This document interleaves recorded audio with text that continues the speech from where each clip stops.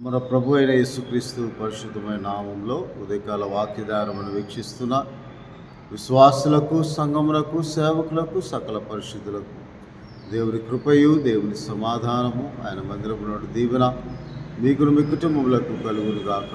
ఆమేన్. ఉదయకాల వాక్యధ్యానము హెబ్రీయులకు రాసిన పత్రిక, అపోస్తలుడైన పౌలు హెబ్రీయులకు రాసిన పత్రిక 12వ అధ్యాయము 3వ వచనమును ధ్యానం చేసుకుందాం. మీరు అలసట పడకయు మీ ప్రాణములు విసుకకయు ఉండునట్లు పాపాత్ములు తనకు వ్యతిరేకముగా చేసిన తిరస్కారమంతయు ఓర్చుకొనిన ఆయనను తలంచుకొనుడి. యేసుక్రీస్తు ప్రభువును గూర్చి, ఆయన శిలువ మరణమును గురించి అపోస్తలుడైన పౌలు హెబ్రీ పత్రికలో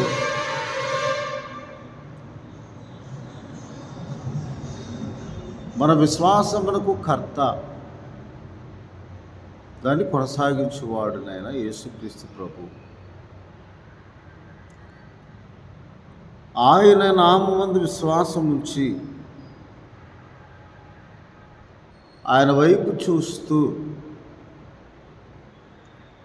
ఆయన మన కొరకు, మన పాపముల కొరకు చేసిన శిలువ యాగమును, నల్లగొట్టబడిన ఆయన శరీరమును, చిందించిన ఆయన రక్తమును, కార్చిన ఆయన రక్తమును, ఆయనకు వ్యతిరేకముగా చేసిన తిరస్కారమును అనేకులు ఆయన హింసించారు, దూషించారు. ఆ తిరస్కారము సాదృశ్యమైన అవమానమును ఆయన సిలువను సహించి 2వ వచనంలో అవమానం నిర్లక్ష్యం పెట్టి తన ఎదుట ఉంచబడిన ఆనందము కొరకై సిలువను సహించాడు. అవమానమును నిర్లక్ష్యం పెట్టి సిలువను మోసి సులువుగా చిక్కులు పెట్టు ప్రతి పాపమును, ప్రతి భారమును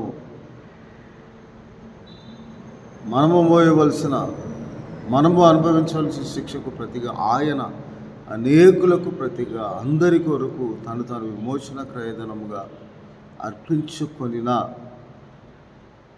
ఆ శిలువ యాగమును, చేసిన శిలువ యాగమును బట్టి ఆయనను ఈ శిలువ ధ్యానములలో, ప్రార్థనా కూడికలలో, ప్రార్థనా సమయంలో ఆయన తలంచుకో, ఆయనకి స్తోత్రం చెల్లించాలి. ఆయన బహుగా స్తుతి నొందదగిన వాడు, అధిక స్తోత్రము పొందదగిన వాడు, పూజార్హుడు, పరిశుద్ధుడు. అందువలన తన ఎదుట ఉంచబడిన ఆనందము కొరకు ఆయన తనకు కలిగిన వేదన బట్టి తృప్తి పొందాడట. ఆ ఆనందం ఏమిటంటే, శిలువ యాగము ద్వారా ఆయన చేసిన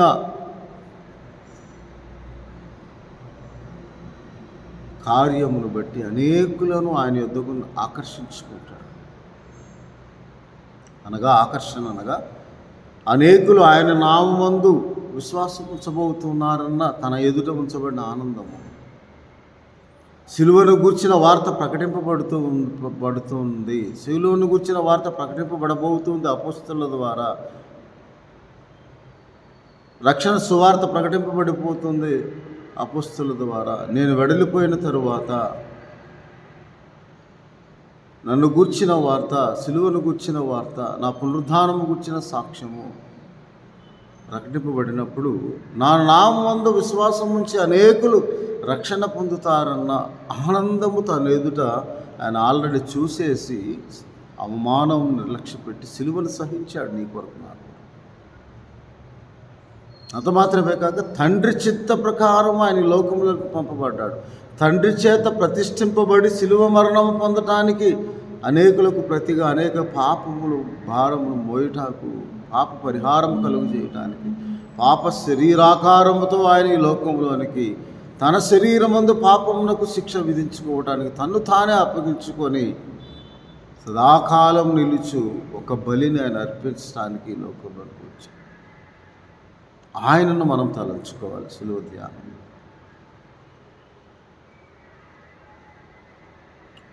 కాబట్టి అనేకుల గురికి విజ్ఞాపన చేయు, ఆయన తిరుగుబాటు చేయు వారి పక్షంగా ఆయన విజ్ఞాపన చేశాడు. ఆ జ్ఞాపకం చేసుకో. అందువల్ల అంటాడు, ఓర్చుకొని ఆయన తిరస్కారంలో ఓర్చుకున్నాడు. ఆయన ఓర్పును, సహనము మనం జ్ఞాపకం చేసుకో.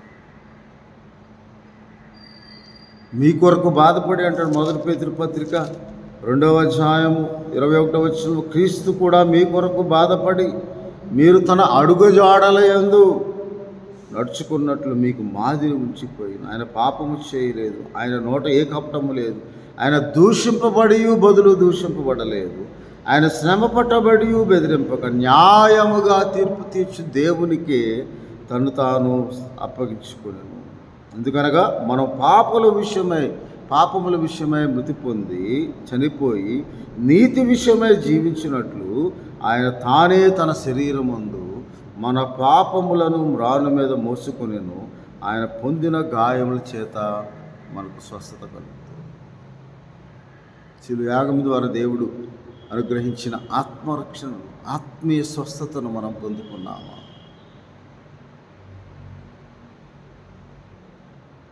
లేక ఇంకను సిలువకు దూరముగా నిల్చుండి చూసిన వారిలో మనం ఉన్నామా?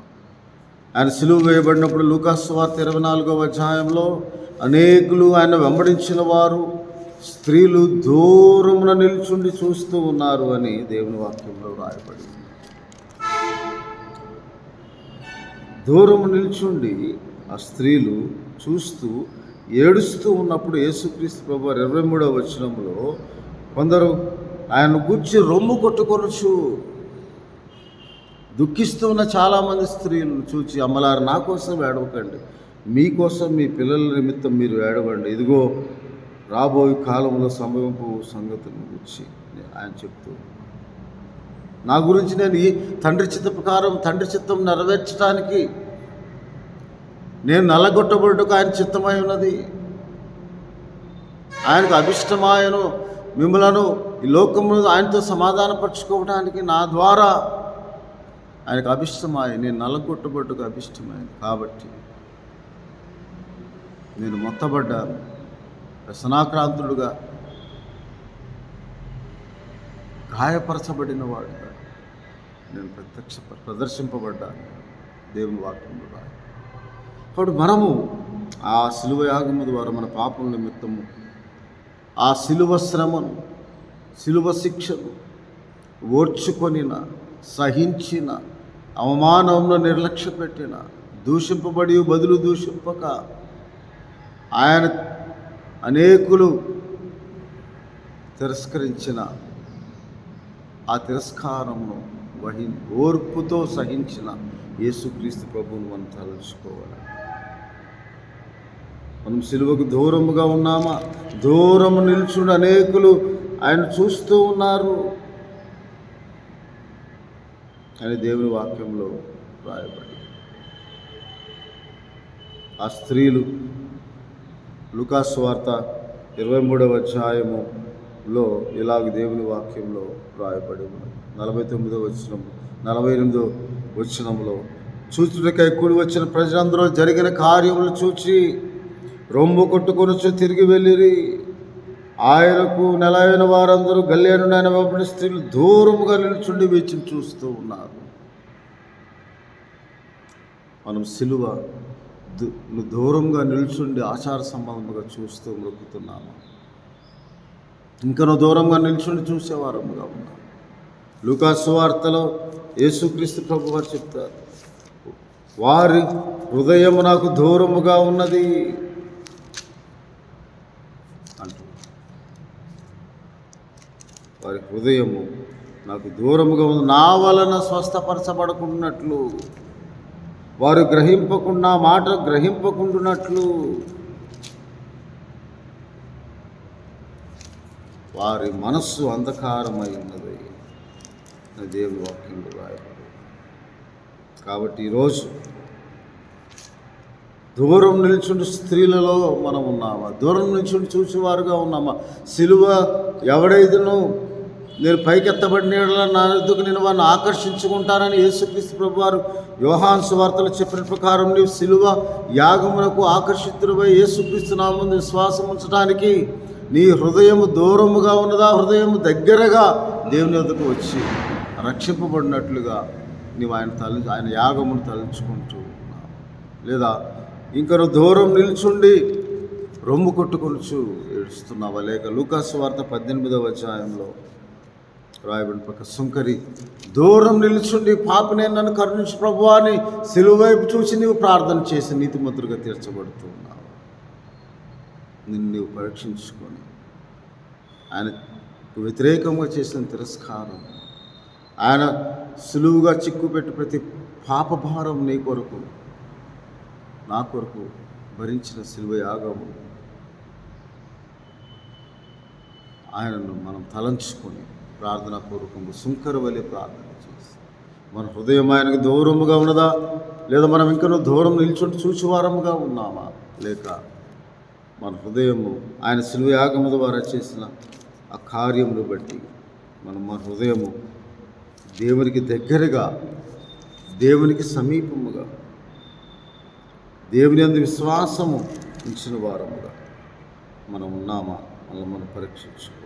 నా వలన స్వస్థత పొందకుండానట్లు, ఆయన పొందిన గాయం చేత మనం స్వస్థపరచబడినట్లు ఆ సిలువ యొద్దకు మనం నడిపింపబడుతున్నాము. లేదా ఇంకా నువ్వు దూరముగా నిల్చుని చూచువారముగా, హృదయం దూరముగా ఉన్నదా మనం పరీక్షించుకొని ఆయన చేసిన సిలువ యాగమును తలంచుకొని సుంకరి వలె లూకాసు వార్త 18వ అధ్యాయం ప్రభువా పాపినే నన్ను కరుణించు, నీ వైపు చూచుటకు కూడా నేను యోగ్యుడు కన్నా దూరం నిల్చుండి ప్రార్థించి దేవునికి దగ్గరైన సుంకరిని జ్ఞాపకం చేసుకొని సిలువలో యాగం చేసిన యేసుక్రీస్తు ప్రభువును తలంచుకోండి. ప్రభువానికి స్తోత్రాలు. కృపగల దేవుడవు, దయగల మా తండ్రి, మహోన్నతుడవు, మహాపరిశుద్ధుడు, నీకు స్తోత్రాలు తండ్రి. మా హృదయం దూరముగా ఉన్నదేమో, మేము దూరంలో ఇంకా నిల్చుండి చూసేవారముగా ఉన్నారు, ఆచార సంబంధముగా ఉన్నారు, ఆత్మ సంబంధముగా మమ్మల్ని బలపరచండి. మీకు దగ్గరగా మీ సిలువకు ఆకర్షితులమై మమ్మల్ని మేము మా ఆత్మను రక్షించుకునే శక్తిని మాకు దయచేసి మీరు కార్చిన రక్తముచే ప్రోక్షింపబడిన హృదయము గలవారు మీకు దగ్గరై మిమ్మల్ని స్తుతించి ఆరాధించి మిమ్మల్ని తలంచుకొని మీ నామమునకు స్తోత్రం చెల్లించినట్టు ప్రతి ఒక్కరి హృదయంలో ప్రేరేపించి ప్రతిష్ఠించమని యేసునామమును ప్రార్థిస్తున్నాం తండ్రి. ఆమె తండ్రి దేవుని ప్రేమ, ప్రభువును రక్షకుడైన యేసుక్రీస్తు వారి కృప, పరిశుద్ధ ఆత్మనిచ్చే ఆదరణ, ఆయన సిలువలో కాచిన రక్తము ద్వారా మనకు అనుగ్రహించిన కృప మనందరికి అనుగ్రహింపబడి సిలువ యొక్క యాగమును మనం తలంచుకుంటూ ద్వారా వచ్చే ప్రతి ఆత్మరక్షణ మనకు దేవుడు అనుగ్రహించి ఆశీర్వదించును గాక. ఆమె దేవుడు మిమ్మల్ని దీవించును గాక. ఆమె